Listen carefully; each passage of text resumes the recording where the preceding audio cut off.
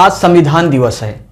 वैसे इसके मनाने की जो शुरुआत 2015 में की गई, क्योंकि 2015 में ही डॉक्टर भीमराव अंबेडकर की जयंती थी, 125वीं जयंती थी, उसको मनाया जा रहा था। और उसी साल 2015 से संविधान दिवस मनाने की ये एक देश में प्रक्रिया चालू हुई।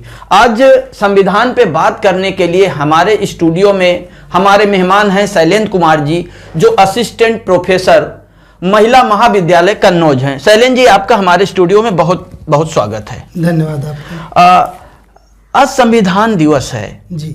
संविधान में तमाम तरीके की चीजें हैं, सबके कानून हैं, और देश जब आज़ाद हुआ, संविधान 1950 में लागू किया गया, तो सबसे पहले बात आती है महिलाओं की, कि महिलाओं के संविधान में महिलाओं के सशक्तिकरण और रोजगार के लिए क्या उल्लेख किया गया है या क्या जिक्र है, इसको आप किस नजरिए से परिभाषित करेंगे? देखिए, संविधान बनाया गया देश के समस्त नागरिकों के लिए जी। उसमें चाहे महिलाएं हों, चाहे पिछड़े वर्ग के लोग हों जी, चाहे जो हों, किसी के साथ भेदभाव ना हो जी, इन सब चीजों को लेकर के संविधान का निर्माण किया गया था। जी। देश की सभी जो भी चाहे स्त्री हो पुरुष हो, सबके विकास के लिए संविधान बनाया गया। रही बात स्त्रियों की, तो स्त्रियों के लिए जो संविधान में उल्लेख किया गया, आपको मैं बता दूं कि जो मूल अधिकार है, जी जी, अनुच्छेद 14, अनुच्छेद 15 और अनुच्छेद 16 जी, सभी में समानता की बात की गई है। जी जी। और उसमें ये कहा गया है कि चाहे अवसर की समता हो, चाहे किसी भी प्रकार के कार्य की बात हो, जी, जाति धर्म लिंग आदि के आधार पर भेदभाव नहीं किया जाए। जी जी, तो साफ साफ शब्दों में स्त्री और पुरुष में किसी प्रकार का विभेद नहीं किया जाएगा। बिल्कुल। इसी प्रकार आपने जो रोजगार की बात की, जी, अनुच्छेद 39, अनुच्छेद 42, जी, ये जो है राज्य के नीति निर्देशक तत्वों में आते हैं। जी, इनमें ये उल्लेख किया गया, ये बात कही गई कि देखिए, एक चीज आपने देखा होगा जी, जी, समाज में और समाज के बाहर, आप देश में भी कई अच्छी अच्छी जगह आप देखेंगे जी, कि स्त्रियों को उसी काम के लिए कम वेतन दिया जा रहा है, हाँ हाँ, पुरुषों को अधिक वेतन दिया जा रहा है। हाँ। मैं छोटा था तो मेरे घर में ही स्त्री और पुरुष काम करने आते थे जी, उसमें मैं देखता था कि वो एक जमाना था कि 15-20 रुपए तनख्वाह मतलब कि दिया जाता था, दिन भर की मजदूरी दी बिल्कुल जाती थी। बिल्कुल। उसमें महिलाओं को 15 रुपए तो पुरुषों को 25 रुपए या 20 रुपए, जी जी, ये स्थिति थी। ये स्थिति तब की नहीं, आज की मैं बात बताऊं, अभी मुश्किल से सप्ताह भर नहीं बीते होंगे, जी, भारतीय क्रिकेट कंट्रोल बोर्ड BCCI उसने महिला खिलाड़ियों को भी पुरुष खिलाड़ियों के बराबर वेतन देने की बात कही है। ये कैसे लागू हुआ? दरअसल संविधान में इस बात का बराबर उल्लेख किया गया कि पुरुषों के बराबर ही स्त्रियों को भी मेहनताना दिया जाएगा, वेतन दिया जाएगा, जी, ये उल्लेख किया गया। लेकिन चूंकि राज्य के नीति निर्देशक तत्व तो बाध्यकारी नहीं थे, है ना, सुप्रीम कोर्ट द्वारा उसको हम प्रवर्तन नहीं करा सकते थे, इसलिए वो चीजें वैसे चलती रही, मूल अधिकार की तरीके से नहीं चली। जी जी, इसी प्रकार अनुच्छेद 42 में काम की न्याय संगत दशाओं का उल्लेख किया गया। कोई बच्चा कोई महिला है, हाँ हाँ, वो गर्भवती हो सकती है या उसके बाद बच्चे को जन्म दे रहे, उसका छोटा बच्चा है, तो हर कोई भी संस्था हो जहां पर महिला कार्य करने जा रही है, वहां पर बच्चे को लेकर जाने की अनुमति है, बच्चे को वहां पर रखने की उचित सुविधाएं भी होनी चाहिए। बिल्कुल। इसी तरह संस्थाओं में महिलाओं के हित में, या कह लीजिए कि उनके कार्य करने की जो दशाएं हैं उनका ध्यान रखने के लिए संस्था के जो भी आपके प्रबंधक हैं या संस्था के अध्यक्ष हैं, उनको इस बात के लिए कहा गया है। तो देखा जाए संविधान में बहुत ज्यादा इन बातों का उल्लेख है, बशर्ते कई चीजें, बहुत सारी चीजें लागू नहीं हो पाई हैं और लागू की जा रही हैं। शैलेंद्र जी, एक चीज और है, आजकल देखा जा रहा है कई प्रकार की हिंसाएं हो रही हैं, खास करके राष्ट्र विरोधी गतिविधियों को लेके काफी हिंसा उग्र देखी गई है। कई जगह झंडे को लेके देखी जाती है, तो इस प्रकार राष्ट्र विरोधी गतिविधियां काफी देखने को मिलती हैं। इसमें क्या कानून है संविधान में? देखिए, संविधान में कानून क्या है कि देखिए, इसकी प्रस्तावना में ही राष्ट्र की एकता और अखंडता की बात की गई थी। शुरुआत में जब आजादी की लड़ाई लड़ी गई थी जी, तो हमने कभी नहीं सोचा था कि भारत और पाकिस्तान का विभाजन हो जाए। बिल्कुल। और उसके बाद फिर देखिए, पाकिस्तान का विभाजन हो गया दो भागों में। तो ये विभाजन ना हो, कश्मीर का मुद्दा चलता रहा अभी तक। जी जी, इसके अलावा पूर्वोत्तर भारत में भी इस तरह की स्थितियां रही हैं बिल्कुल कि लोग अपनी आज़ादी की मांग कर रहे हैं, क्या क्या बातें चल रही हैं। जी जी। तो वहां पर अफास्पा लागू है, ठीक है, सेना को अधिकार दे दिए गए। यही हाल कश्मीर में भी रहा है। जी जी जी। अब जो आपने कहा कि राष्ट्र विरोधी गतिविधियां या हिंसा, आतंकवाद इत्यादि की आप बात कर रहे हैं, देखिए संविधान में इस चीज को सोचा गया था कि इस तरह की चीजें हो सकती हैं। वैसे इस तरह के कानून अंग्रेजों ने बनाए थे और चूंकि भारत में आजादी का आंदोलन चल रहा था उसका दमन करने के लिए, तो इस तरह के कानून बनाया गया। अनुच्छेद 22 में जो है निवारक निरोध के नाम से कानून बनाया गया है। उसमें इस तरह की बातें हैं कि आप बिना इस चीज की मतलब कि कहे आप व्यक्ति को गिरफ्तार कर सकते हैं और उसके लिए पूछताछ इत्यादि कर सकते हैं। इस प्रकार का कानून निवारक निरोध के नाम से बनाया गया। लेकिन समस्या क्या हुई मैं आपको बताता हूं। टाडा आया, आपने नाम सुना? हाँ। पोटा आया, पोटा को चेंज करके फिर पोटो बना। ये बहुत सारे कानून बने लेकिन रद्द किए गए। पोटो भी रद्द कर दिए गए 2004 में। ये रद्द क्यों किए गए? दरअसल होता क्या है कि हमारे राजनीतिक दल या जो राजनेता लोग हैं अपनी रोटियां सेकने के लिए सरकार या वोट के लिए, सत्ता के लिए इन चीजों का बड़ा दुरुपयोग करते रहे। राष्ट्र विरोधी गतिविधियों के नाम पर उसका दुरुपयोग करते रहे। यही कारण रहा कि टाडा भी रद्द हुआ, पोटो भी रद्द हुआ, अंत में मतलब पोटा भी रद्द हुआ और पोटो भी रद्द हुआ। तो होता क्या है कि अपने हित में इसका इस्तेमाल करना शुरू कर देते हैं। विरोधी पार्टियों को उठा करके जेल में डाल देते हैं। आप देखिए, चाहे वो इमरजेंसी का कानून रहा है ना, जब इमरजेंसी लागू की गई थी इंदिरा गांधी के समय, तो वो जो विरोधी पार्टियां रहे, भारतीय जनता पार्टी, उनके सदस्यों को उठा उठा करके जेल में ठूसने लगे।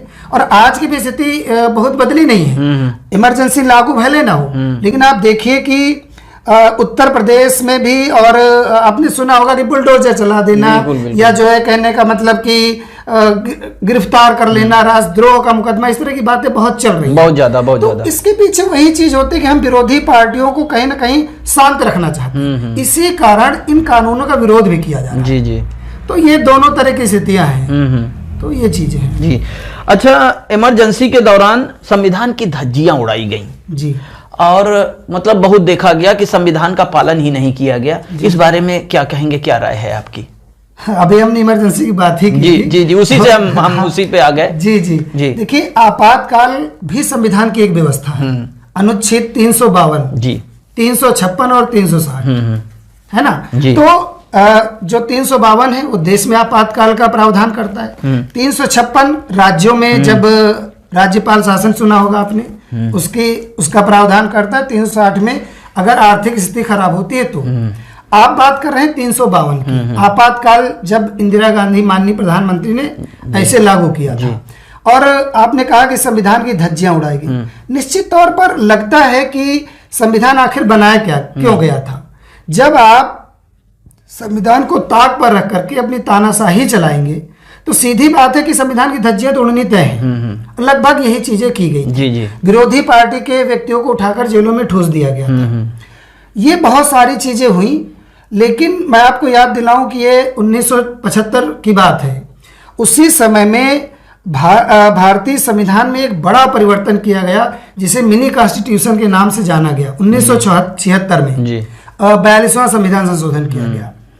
इसके बाद ये जाने के बाद, जब इसके बाद कह लीजिए भारतीय जनता पार्टी जो विरोधी पार्टी थी, जब वो सत्ता में आई तो 44वां संविधान संशोधन किया गया, और वहां पर इसके रोकने के लिए थोड़े से प्रावधान किए गए जी। यद्यपि आप समझ सकते हैं कि मान लीजिए कोई दूसरा देश हम पर हमला करता है जी, या देश में ऐसी गतिविधियां हो रही जिससे कि देश की अखंडता को, एकता को असुरक्षा पैदा होती है, तो सीधी बात है कि आपातकाल जैसे प्रावधान हमारे लिए जरूरी हो जाते हैं। जी। लेकिन बात वही आती है कि इससे अगर जनता के अधिकार मारे जा रहे हैं तो फिर ये बातें सही नहीं। तो मैं एक बात बता रहा था कि 1978 में जब 44वां संविधान संशोधन है, उसमें यह कह दिया गया कि आपातकाल को संसद द्वारा अनुमोदित कराना पड़ेगा जी। एक और शब्द चेंज किया गया, वहां पर संविधान में लिखा था आभ्यंतर विरोध या गतिविधियां जी, यानी अगर आंतरिक विरोध हो रहा है सरकार का या ऐसा कुछ स्थितियां लग रही, उस आंतरिक शब्द को हटाकर सशस्त्र विद्रोह कर दिया गया। यानी अब केवल इस नाम पर आप आपातकाल नहीं लगा सकते कि सरकार खिलाफ साजिश रची जा रही है। जी नहीं, जब तक हाथ में हथियार लेकर के ऐसा कोई विद्रोह नहीं किया जा रहा तब तक आपातकाल नहीं लागू किया जाएगा। बिल्कुल, बिल्कुल। दूसरे 6 महीने के बाद आप उसे लागू भी नहीं कर सकते, संसद से अनुमोदन लेना पड़ेगा। ये सब चीजें कर दी गई, अब उतना आसान नहीं रहा जी। EWS आरक्षण लागू किया गया है जी, इस पर क्या क्या कहेंगे, क्या विचार है? इस पर तो मैं बहुत ज्यादा टिप्पणी नहीं करना चाहता हूं, क्योंकि सुप्रीम कोर्ट ने इसे लागू कर दिया है, मान्य कर दिया जी। 5 सदस्यों की खंडपीठ थी, चीफ जस्टिस स्वयं थे, जस्टिस ललित थे और दिनेश महेश्वरी थे, रविंद्र भट्ट थे, तो पादरीवाला थे, इनकी खंडपीठ थी और इन लोगों ने EWS को सही करार दे दिया। देखिए, अभी इमरजेंसी की बात हुई थी, हमने कहा कि संविधान का आधारभूत ढांचा, आधारभूत ढांचा से क्या मतलब है? केशवानंद भारती बनाम भारत संघ एक केस आया था 1973 में, उसमें यह बात आई थी कि संविधान का एक ढांचा है आधारभूत, यानी उसके बेसिक स्ट्रक्चर को आप चेंज नहीं कर सकते। अब बेसिक स्ट्रक्चर क्या है? तो उस समय यह कहा गया था कि basic structure case by case जो है कोर्ट बताएगी जी। ठीक है, एक तो बात यह हो गई। लेकिन संविधान की प्रस्तावना जी उसका मूल है, एक तरीके से देखा जाए तो हम कह सकते हैं वो आधारभूत ढांचा का काम करता है जी। अब या और भी चीजों का आप आधारभूत, देखिए एक समझ की बात कर रहे हैं, बाकी तो कोर्ट ही डिसाइड करेगा, उसमें हम कुछ नहीं कह सकते, आप कुछ नहीं कह सकते। बिल्कुल बिल्कुल बिल्कुल। लेकिन एक आधारभूत ढांचा की बात करें तो अगर हम मूल अधिकार हटा दें तो क्या कहेंगे? आधारभूत ढांचा खत्म हो गया। बिल्कुल। या हम पंथ निरपेक्षता को हटा दें, समाजवादी लोकतंत्रात्मक गणराज्य की बात हटा दें, तो आधारभूत ढांचा समाप्त होता माना जाएगा। बिल्कुल बिल्कुल। या फिर व्यक्ति की गरिमा, धर्म उपासना की स्वतंत्रता, जितनी भी चीजें कही गई, अगर इनको हटाओगे तो आधारभूत ढांचा खत्म होगा। बिल्कुल ठीक है। अब ये बात, अब आप बात EWS करते हैं, इकोनॉमिक वीकर सेक्शन। बिल्कुल। आर्थिक रूप से गरीबों को आरक्षण देना। अब मैं आपको बताऊं, आरक्षण का आधार क्या था? आरक्षण का अधिकार गरीबी और अमीरी नहीं था, सामाजिक रूप से पिछड़े हुए, सामाजिक और शैक्षिक रूप से पिछड़े हुए लोगों को आरक्षण। बिल्कुल। और वो दरअसल आरक्षण का एक मीनिंग ये था कि प्रतिनिधित्व। हुआ ये था कि जब देश को आजादी मिली थी, एक वर्ग ऐसा था कि वो हर जगह दिखाई देता था, और दूसरा वर्ग जिसे हम निम्न वर्ग या पिछड़ा वर्ग मानते थे, वो कहीं पर दिखाई नहीं देता था। यही कारण था कि उनको प्रतिनिधित्व देने के लिए कि उनका भी स्थान मिले, आरक्षण की बात की गई जी। अब क्या हुआ कि गरीबी के आधार पर मुझे लगता है कि संविधान का आधारभूत ढांचा है उसके साथ ये मेल नहीं खाता है। पहली चीज हो गई। दूसरी चीज मैं एक बात बताऊं कि गरीबी, अगर गरीबी को आरक्षण का आधार मानते हैं तो ऐसा नहीं है। हमने कहा कि सामाजिक और शैक्षिक रूप से पिछड़ापन। बिल्कुल। दूसरी चीज, अगर गरीबी को मानोगे तो भी मैं एक बात बता दूं, अगर आप आज भी सर्वे कर लें तो निम्न वर्ग में जो पिछड़े वर्ग है उसी में सबसे ज्यादा गरीब मिलेंगे। बिल्कुल। और आप उनको इसमें शामिल ही नहीं कर रहे हो। आप कहने के लिए तो नाम दिया है इकोनॉमिक वीकर सेक्शन, आर्थिक रूप से पिछड़े हुए। तो क्या आर्थिक रूप से पिछड़े हुए निम्न वर्ग के लोग नहीं हैं? या तो इसका नाम बदल दो, नाम ये कर दो कि आर्थिक रूप से पिछड़े लेकिन सवर्ण या जो भी आरक्षण, इस तरह का नाम दे दो इसको। अगर ये नाम नहीं दे रहे हो तो आप नाम के साथ ही घोटाला कर रहे हो। पहली चीज तो ये हो गई। अब दूसरी चीज की गरीबी के लिए, गरीबी दूर करने के लिए सरकार ने दुनिया भर की योजना चलाई है। आरक्षण गरीबी मिटाओ योजना नहीं है। आरक्षण प्रतिनिधित्व का मामला है। किसी वर्ग को अगर प्रतिनिधित्व नहीं मिला है तो उसे प्रतिनिधित्व मिलना चाहिए। इसलिए कभी किसी का अपमान, किसी पर अत्याचार इस बेस पर आपने कम ही देखा होगा कि वो गरीब है। इस आधार पर आपने अधिक देखोगे कि समाज में निम्न जात का है, कितना भी ऊंची पोस्ट पर पहुंच जाए, कुछ भी हो जाए, लोग उसको गाली दे देते हैं। तो इस तरह की चीजें जो है, तो थोड़ा सा मुझे लगता है, मैं बहुत ज्यादा। अच्छा, एक चीज और मैं बताता हूं, ये भी कहा गया था कि 50% जो आरक्षण का क्राइटेरिया है उसे हम डिस्टर्ब नहीं करेंगे। ये बात कही गई थी कि 50% से ज्यादा हम आरक्षण को नहीं बढ़ाएंगे। लेकिन 50% तो पहले से ही है, 10% आपने और दे दिया। तो आरक्षण का दायरा 60% हो गया, आपने उस कानून के उसको भी तोड़ दिया। अब देखा जाए तो जो सामान्य पद रह गए वो केवल 40% रह गए। तो इस तरीके से भी ये कहीं से सही नहीं लगता। ये मेरी व्यक्तिगत राय है। जी, जी। मैंने पहले ही कहा कि मैंने ये भी कहा कि आधारभूत ढांचा खिलाफ है, ये संविधान के खिलाफ है जी। लेकिन मैं फिर से ये बात कहना चाहूंगा कि सुप्रीम कोर्ट इसको डिसाइड करती है, मैं डिसाइड नहीं कर रहा हूं, और उसने इसे मान्यता दे दी। जी जी। अच्छा, एक चीज और है, सुप्रीम कोर्ट ने, क्योंकि संविधान के अंतर्गत ही आता है कि सुप्रीम कोर्ट ने एक बात काफी दिन पहले से कही और लागू करने की भी बात कही कि समान काम और समान वेतन। जी जी। तो इससे क्या है कि गवर्नमेंट सेक्टर में जो परमानेंट जॉब वाले हैं उनको तो अच्छी सैलरी मिले, लेकिन काम वही कर रहे हैं, संविदा कर्मी जैसे हो गए या अन्य आउटसोर्सिंग के, लेकिन उनको वेतन उसका 1/4 मिलता है। तो ये जो कहा गया कि समान वेतन और समान काम, तो इसको किस नजरिए से परिभाषित करेंगे थोड़ा सा? आपने बड़ा ही अच्छा प्रश्न पूछा है। मैं बताऊं, मतलब कह लीजिए ना कि एक नया प्रश्न आपने पूछा। जी जी जी। बात केवल इतनी ही नहीं है। अभी मैं आरक्षण की बात कर रहा था, पता नहीं इतनी हाय तौबा आरक्षण को मिला करके हर वर्ग मचाता है। जी। सच्चाई ये है कि सरकारी नौकरियां ना के बराबर हो गई। बिल्कुल बिल्कुल। हर चीज में पद कम किए जा रहे हैं, प्राइवेटाइजेशन हो रहा है, निजीकरण हर जगह हो रहा है। सही है। देखा जाए तो आरक्षण के लिए भले मारामारी लोग कर रहे हैं, लेकिन सच पूछो तो आरक्षण का कोई बहुत ज्यादा मूल्य बचता भी नहीं है, क्योंकि नौकरियां ही नहीं बची। जी जी जी। है ना। अब देखिए, जो आपने पूछा कि निजी संस्थानों निजी सेक्टर में क्या हो रहा है, प्राइवेट सेक्टर में काम वही कर रहे हैं, वेतन कम। बल्कि मैं आपको बताऊं, सरकारी संस्थानों में हो सकता है आपको लगता हो कि थोड़ा सा आराम मिल जाता है, और प्राइवेट में तो कहते हैं खून चूस लेते हैं। जी जी। उसके बावजूद वेतन की स्थिति ये है। अब संविधान में तो ऐसी कोई व्यवस्था फिलहाल है नहीं जी।